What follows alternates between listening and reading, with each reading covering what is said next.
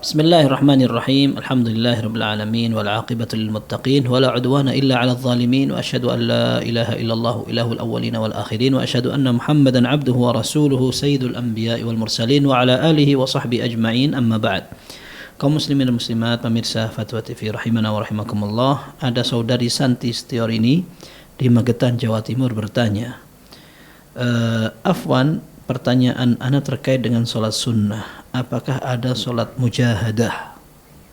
Mujahadah artinya adalah bersungguh-sungguh, menambah semangat dan berusaha semakin maksimal dalam beribadah. Ini namanya mujahadah. Allah mengatakan, walladzina jahadu fina lanahdiyannahum subulana. Orang-orang yang bersungguh-sungguh meniti jalan kami, maka kami akan tambahkan hidayah untuk mereka.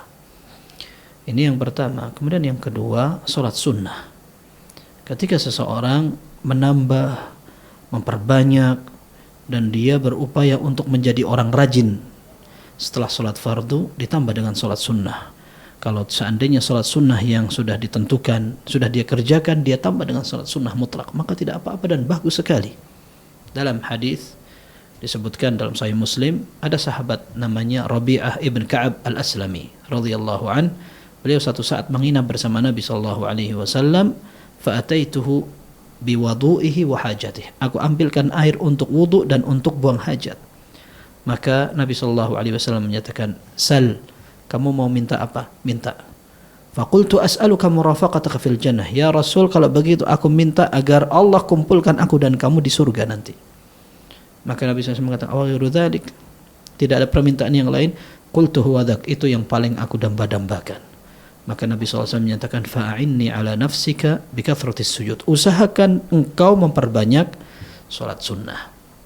Tetapi ketika seorang akan melaksanakan sholat sunnah tertentu, artinya mengkhususkan sebuah ibadah, maka ini membutuhkan dalil secara khusus. Contohnya, saya memiliki rumah baru. Ketika saya akan masuk ke rumah itu, saya akan selalu melaksanakan sholat sunnah untuk masuk rumah baru. Menentukan sholat sunnah ketika setiap masuk rumah baru, ini butuh dalil. Meskipun sholat sunnah secara umum dilakukan di rumah, ini afdal. Ada keutamaannya. Nabi SAW menyatakan, ij'alu fi buyutikum min salatikum wala taj'aluha qubura. Jadikan bagian sedikit dari sholatmu di rumah. Jangan engkau jadikan rumahmu seperti kuburan, tidak pernah dijadikan tempat sholat. Tetapi ketika orang mengatakan, saya punya sholat sunnah yang aku lakukan untuk rumah baru, nah ini butuh dalil. Seperti itu. Seperti juga ketika ada orang akan melamar pekerjaan, lalu dia mengatakan, saya akan melaksanakan 2 rakaat sholat cari pekerjaan. Nah ini juga butuh dalil. Sehingga menentukan sebuah ibadah yang tertentu padahal Nabi SAW tidak tentukan, ini membutuhkan dalil.